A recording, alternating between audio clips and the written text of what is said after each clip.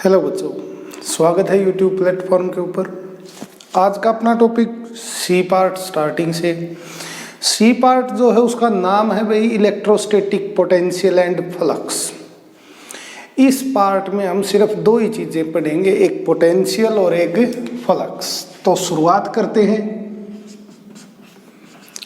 Electrostatic potential.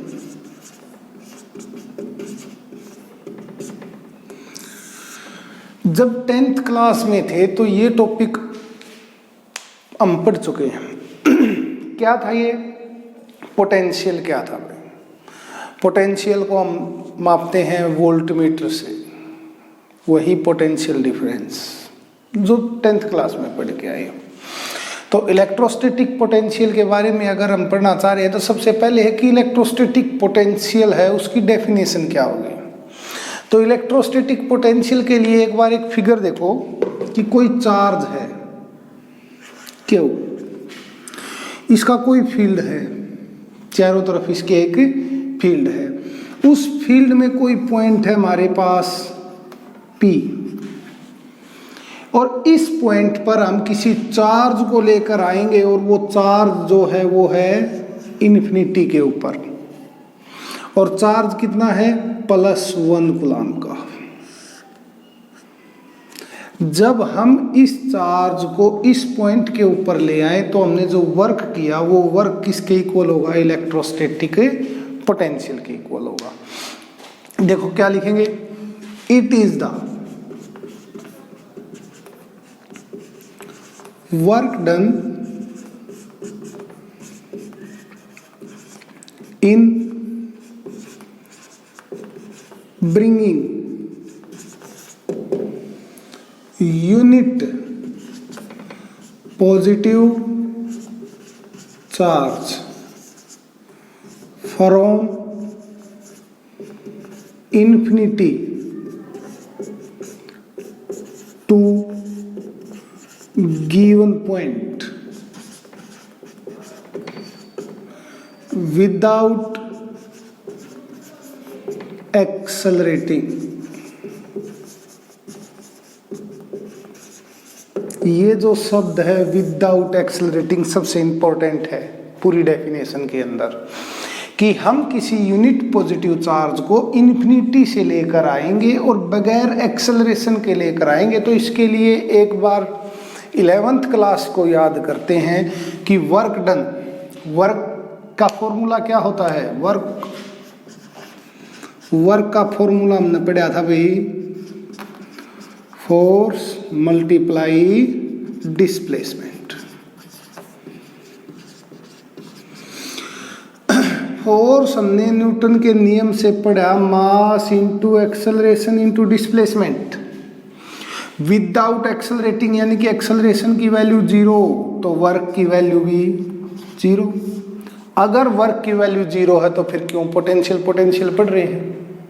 तो उसके पीछे जो है वो है without accelerating against electrostatic force या इलेक्ट्रिक फोर्स। जब हम इस यूनिट पॉजिटिव चार्ज को लेकर आ रहे हैं इन्फिनिटी से, और जैसे ही ये चार्ज एंटर करता है इस चार्ज के फील्ड के अंदर, इलेक्ट्रिक फील्ड के अंदर, तो अगर दोनों पॉजिटिव हैं तो क्या करेंगे? रिपेल करेंगे। एक पॉजिटिव एक नेगेटिव है तो क्या करेगा? अट्रैक्ट करेगा। और इस रिपल्सन और अट्रैक्शन की वजह से हमारा एक्सेलरेशन या तो बढ़ेगा या हमारी जो स्पीड है वो या तो बढ़ेगी या घटेगी। उस स्पीड को कांस्टेंट रखने के लिए हमें बाहर से फोर्स लगाना पड़ेगा जो कि काम करेगा। जो किसके अगेंस्ट लगाएंगे हम? इलेक्ट्रिक फोर्स के। और जो बाहर वाला फोर्स जो हमने लगाया उसी ने काम किया, और उसी ने काम किया तो हमने नाम दिया कि भाई वही काम क्या है? पोटेंशियल है। डेफिनेशन समझ में आई होगी। तो चलिए थोड़ा सा और आगे पढ़ते हैं हम इसको।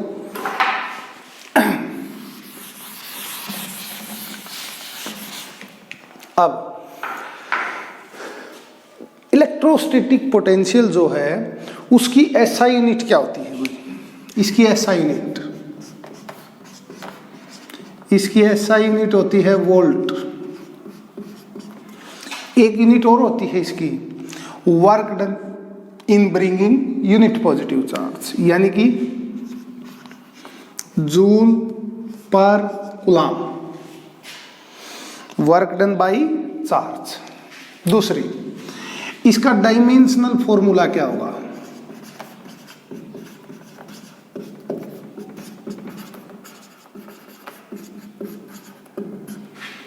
इसका जो डायमेंशनल फॉर्मूला होगा वो क्या होगा? Work divide by charge. Work का फॉर्मूला लिखो, work force into acceleration, sorry force into displacement, और चार्ज होता है करंट इंटू टाइम। फोर्स का dimension formula m1 L1 T-2, acceleration L1, current A1, time T1। तो वैल्यू कितनी होगी? m1 L2 T-3 A-1। नीचे वाली वैल्यू ऊपर जाएगी तो किसकी होगी? माइनस की होगी। तो ये क्या होगा हमारा डायमेंशनल फॉर्मूला।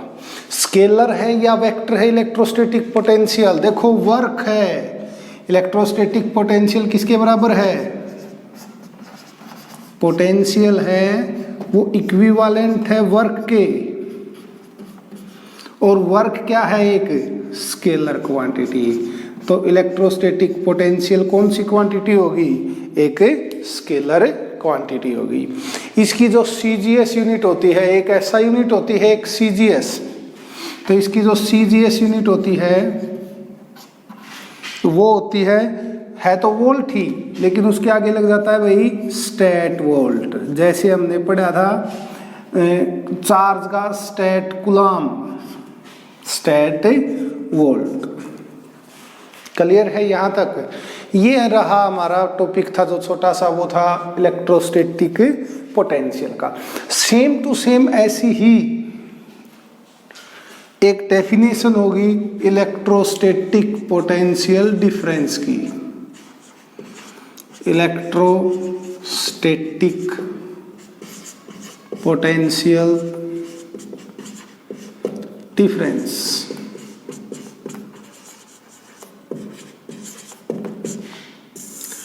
जो अभी पढ़ा कि भाई वर्क डन है, अगर हम इन्फिनिटी से लेकर आए एक पॉइंट के ऊपर, तो उसी तरह इलेक्ट्रोस्टैटिक पोटेंशियल डिफरेंस क्या होगा? ये होगा वर्क डन जब हम इसी चार्ज को, यानी कि यूनिट पॉजिटिव चार्ज को लेकर आ रहे हैं एक पॉइंट से दूसरे, यानी कि जो इन्फिनिटी की जो कंडीशन है वो हमारी हट जाएगी। It is the work done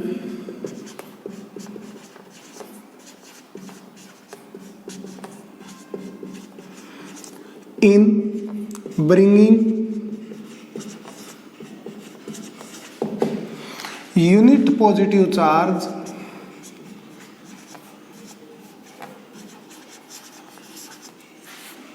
from one point to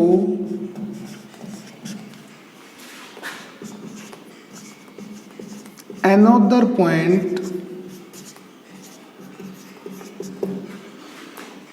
without accelerating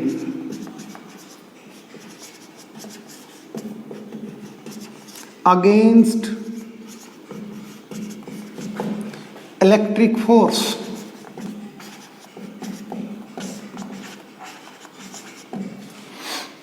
same to same है, लेकिन जो इन्फिनिटी की कंडीशन थी वो कंडीशन हमने हटा दी। यानी कि एक चार्ज है Q, इस पॉइंट के ऊपर हम लेके आ रहे हैं P के ऊपर, तो जो दूसरा पॉइंट है वो भी नोन है हमारे पास A +1 कूलम। यानी कि जब हम यहाँ से लेकर आएंगे P के ऊपर, तो जो हमने वर्क किया इस +1 कूलम चार्ज को लेकर, आने में, वो वर्क किसके बराबर होगा? वो वर्क होगा इलेक्ट्रोस्टैटिक पोटेंशियल डिफरेंस के बराबर।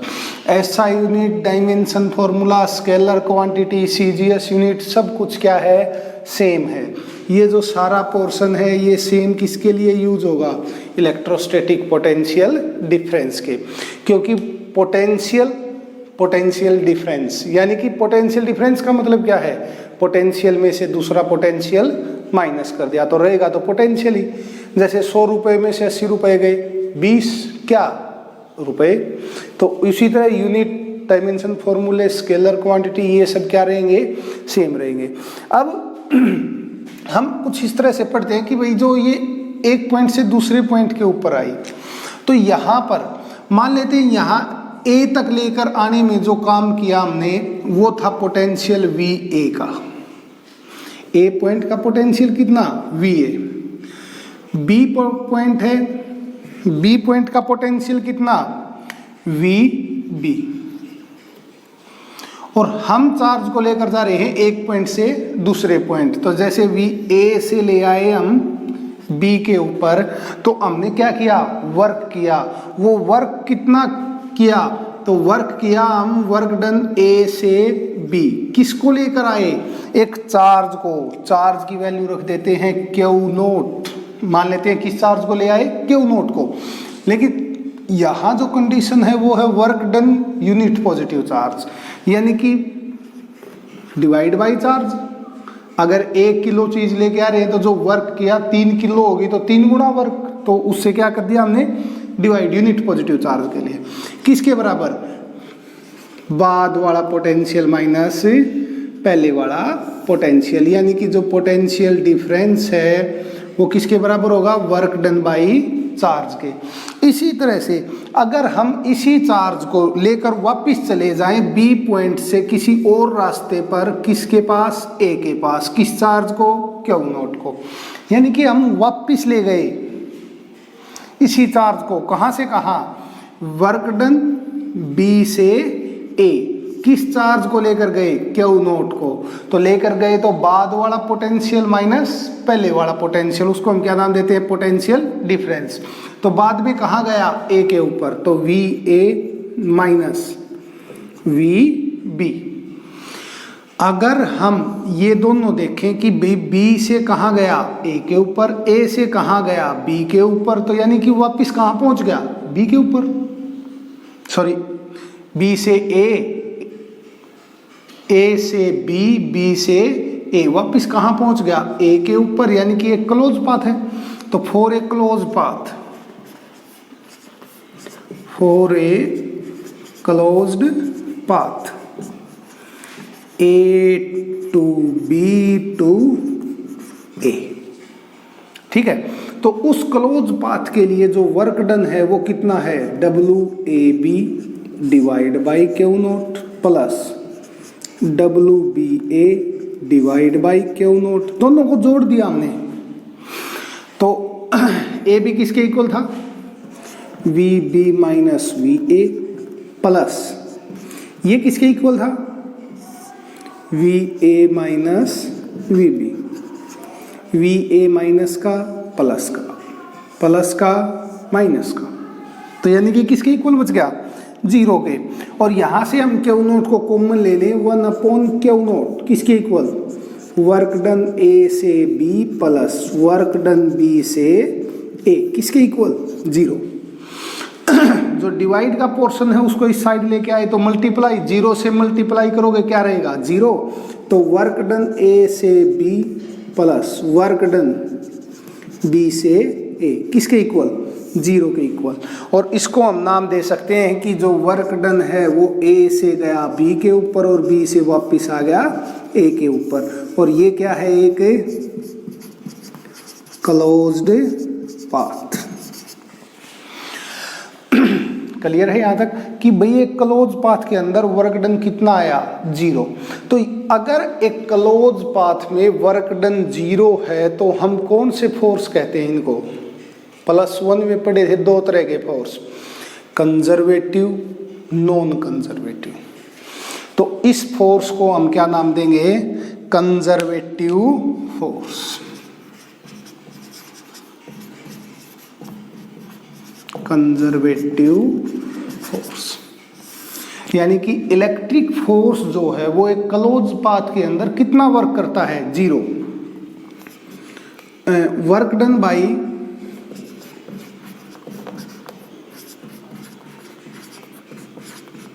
Electric force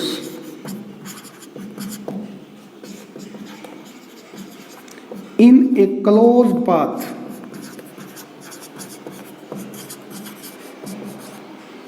is 0, hence are conservative in nature। अगर कोई कह दे कि भाई कंजर्वेटिव जो फोर्स है इसका एक एग्जांपल और दो, यानी कि 2 एग्जांपल दो, एक तो इलेक्ट्रिक फोर्स हो गया, तो दूसरा कंजर्वेटिव का सेकंड एग्जांपल है ग्रेविटेशनल फोर्स।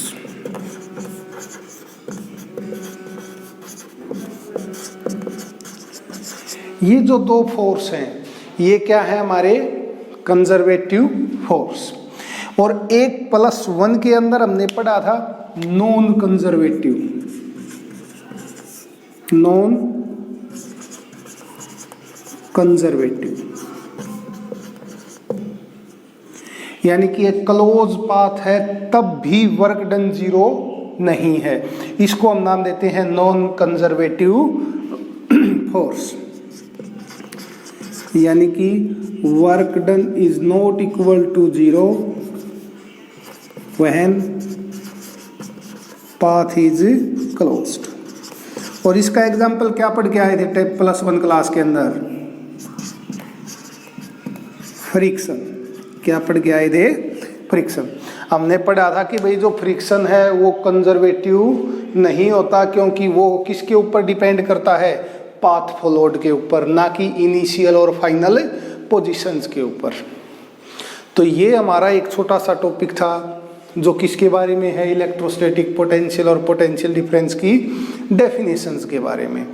अब एक छोटा सा जिक्र करते हैं कि भाई हमारे पास एक पॉइंट चार्ज है, उसकी वजह से क्या निकाल के दिखाओ, इलेक्ट्रोस्टैटिक पोटेंशियल निकाल के दिखाओ। तो उसके लिए एक छोटा सा टॉपिक अभी करते हैं हम, छोटा सा डेरिवेशन कर लो कि हमने पढ़ा है पोटेंशियल की डेफिनेशन को देखो याद रखना पड़ेगा। उसके लिए पोटेंशियल की डेफिनेशन क्या है कि एक यूनिट पॉजिटिव चार्ज को अगर हम इन्फिनिटी से उठा कर ले आए, और कैसे उठा कर ले आए, विदाउट एक्सेलरेटिंग, तो जो वर्क हमने किया वो वर्क किसके इक्वल होगा, पोटेंशियल के इक्वल। और हम अगर वही वर्क निकाल के दिखा दें तो वो क्या होगा, पोटेंशियल का फॉर्मूला होगा। क्लियर है? तो चलो अब हम वही वर्क निकाल के दिखा देते हैं वही। तो अगले टॉपिक का नाम है potential due to a point charge. Potential due to a point charge. क्या होगा potential due to a point charge? हम किसी चार्ज को रख देते हैं एक पॉइंट के ऊपर Q, इस पॉइंट के ऊपर हम चार्ज को लेकर आएंगे जो कितनी दूर है, R। कहां से लेकर आएंगे, इन्फिनिटी से। कितने चार्ज को लेकर आएंगे, +1 कूलम्ब को। ठीक है, यानी कि हम क्या निकालना चाह रहे हैं कि भाई पोटेंशियल है किसी चार्ज Q की वजह से P पॉइंट के ऊपर वो कितना होगा। ठीक है, consider a point charge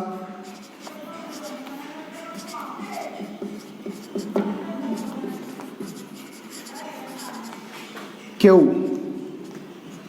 is placed at point O। मान लेते हैं इस पॉइंट का नाम क्या है, O, और इस पॉइंट के ऊपर हमने इस चार्ज को रख दिया। और हम क्या निकालना चाह रहे हैं, वी हैव टू कैलकुलेट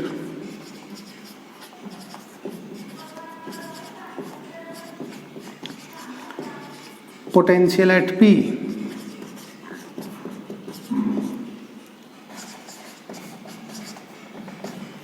हम क्या निकालेंगे, पोटेंशियल एट P।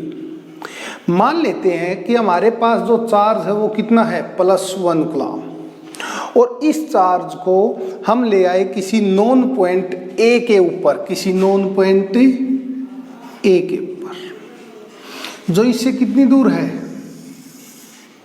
x। कितनी दूर है भाई, x। Let the charge +1 coulomb is at A such that OA is equal to x। OA is equal to x। अगर ये इस तरह से है कि OA की वैल्यू x है, तो जो A पॉइंट है इसके ऊपर जो चार्ज है उसके ऊपर तो फोर्स लगेगा भी दूसरे चार्ज की वजह से, और वो फोर्स कितना लगेगा, तो हम लिखेंगे फोर्स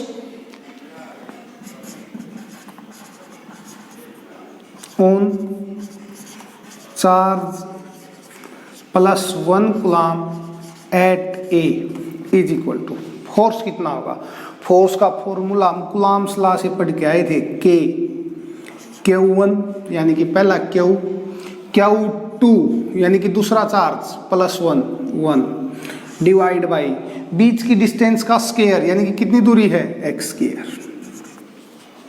तो फोर्स कितना होगा इसके ऊपर, जब A पॉइंट के ऊपर है तो कितना होगा, Q divide by x square. Clear है यहाँ तक। फिर हम इस चार्ज को उठाकर थोड़ी सी दूर ले चलते हैं, और थोड़ी सी दूर कितनी, B के ऊपर, जो कितनी दूर है इससे, dx। अगर थोड़ी सी दूर लेके गए हैं तो जो फोर्स लगा वो भी थोड़ा, डिस्प्लेसमेंट है कम, वर्क डन कम, तो small work has to be done, small work has to be done against, कौन से फोर्स के अगेंस्ट काम करते हैं हम, electric force, against electric force has to be done against electric force in bringing +1 coulomb charge from, कहाँ से कहाँ लेके गए, A to B।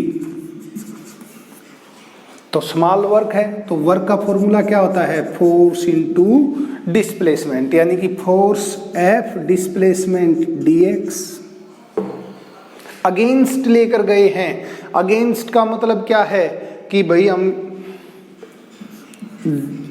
Dot product लेंगे वर्क डन की, और डॉट प्रोडक्ट है, अगेंस्ट का मतलब अब समझ जाओगे सब, डॉट प्रोडक्ट हटेगी तो कोस थीटा। अगेंस्ट का मतलब हम लेके जा रहे हैं अंदर की तरफ, लेकर के जा रहे हैं अंदर की तरफ, डिस्प्लेसमेंट s, लेकिन जो पॉजिटिव है ये क्या करेगा, रिपेल करेगा, तो बाहर की तरफ फोर्स, यानी कि बीच का एंगल कितना है 180 डिग्री, यानी कि कोस थीटा की वैल्यू कितनी रखोगे 180 रखेंगे, तो कोस थीटा की वैल्यू 180 रख दो, तो DW की वैल्यू कितनी होगी, small work done F dx कोस 180, और कोस 180 की वैल्यू कितनी -1 F dx। क्लियर है यहाँ तक। ये हमारे पास किसकी वैल्यू हुई, DW की वैल्यू हुई।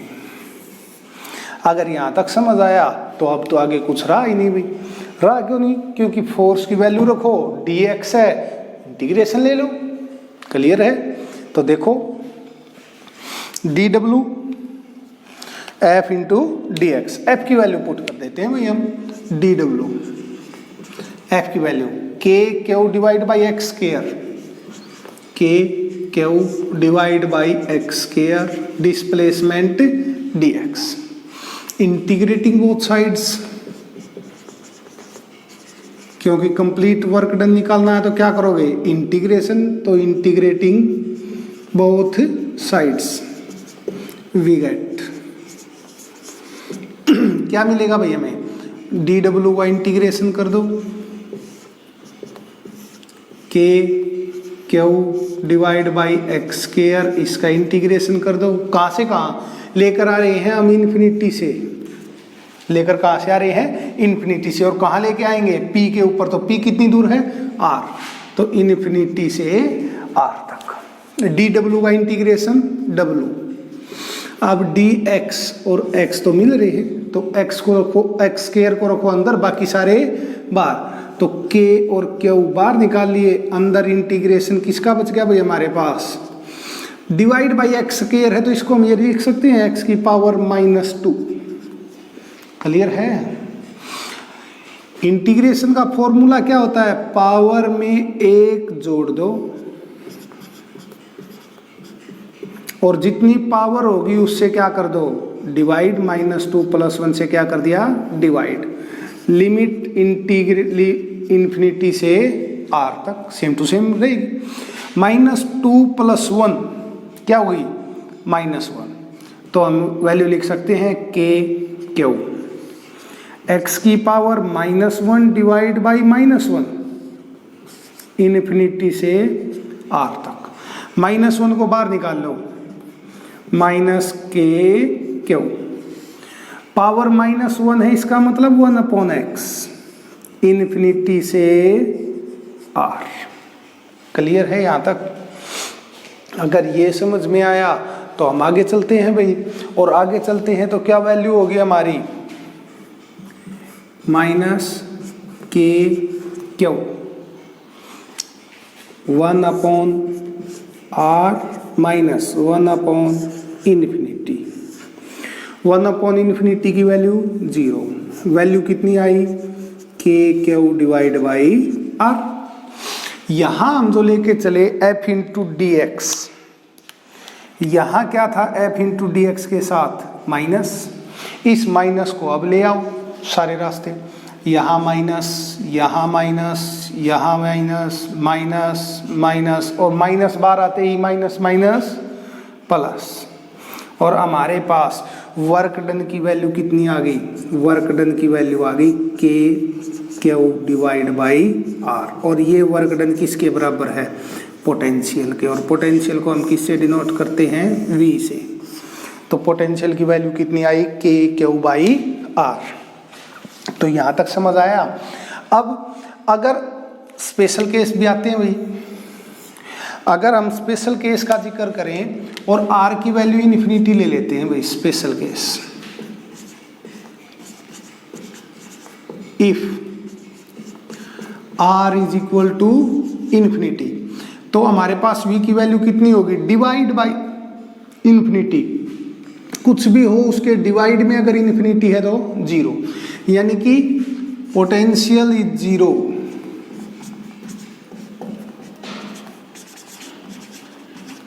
At infinity. इन्फिनिटी के ऊपर अगर कोई पूछ ले पोटेंशियल कितना, तो कितना बताओगे, 0 है। पोटेंशियल जो है वो एक प्रॉपर्टी है लोकेशन की, potential is a property of location, potential is a property of location, यानी कि जो लोकेशन है उसके साथ साथ इसकी वैल्यू क्या होती रहेगी, चेंज होती रहेगी। तो इसलिए हम इसको क्या कहते हैं कि ये प्रॉपर्टी है किसकी, लोकेशन की। अब हम पढ़ चुके हैं कि भाई हमारे पास E की वैल्यू थी, वो इनवर्स स्क्वायर लॉ को फॉलो कर रहा था, r स्क्वायर। F की वैल्यू थी, वो भी इनवर्स स्क्वायर लॉ को फॉलो कर रहा था, 1/r स्क्वायर। इसी तरह से V है, वो इनवर्स स्क्वायर लॉ को फॉलो नहीं करता, वो इनवर्सली प्रोपोर्शनल टू r है। क्लियर है ये, V जो है वो इनवर्सली प्रोपोर्शनल टू r है। तो इनके अगर हम ग्राफ पढ़ें, क्योंकि V यहाँ है और r नीचे है, तो इसलिए हम क्या कहेंगे कि V inversely potential inversely proportional to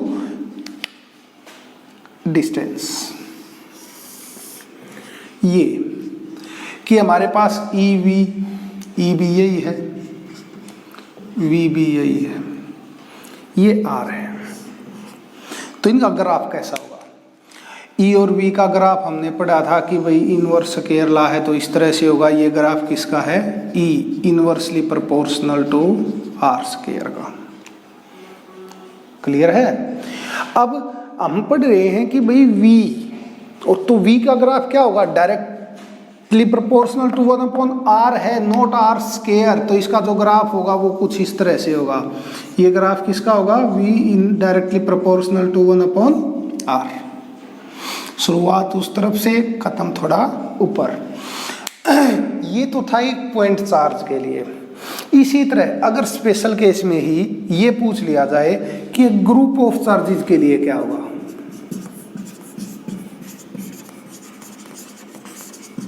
group of charges के लिए हमने जो सुपरपोजिशन प्रिंसिपल पढ़ा था वही इसके ऊपर लगाएंगे। तो v की वैल्यू क्या होगी? k बाहर समेशन i की वैल्यू 1 से लेकर i की वैल्यू n तक qi divide by ri। Clear है? ये किसके लिए होगा? For group of charges. अगर एक से ज्यादा हो तो Q1 डिवाइड बाई R1, दूसरा है तो Q2 divide by R2। Scalar quantity है तो सब के सब क्या हो जाएंगे? जुड़ जाएंगे। तो इस तरह से हम क्या नाम देंगे इसको? कि potential due to a group of charges. आशा करते हैं आज का टॉपिक आपको समझ में आया होगा। अगर कुछ समझ ना आया हो तो नीचे कमेंट करो, या डिस्क्रिप्शन के अंदर व्हाट्सएप का नंबर मिलेगा, उस नंबर पर व्हाट्सएप कर सकते हैं। अगर नोट्स की ज़रूरत है तो व्हाट्सएप कीजिए, need notes, first unit, second unit, जो मर्जी नोट्स आपके पास प्रोवाइड करवा दिए जाएंगे। आज के लिए इतना ही, बहुत जल्द फिर मिलते हैं। धन्यवाद।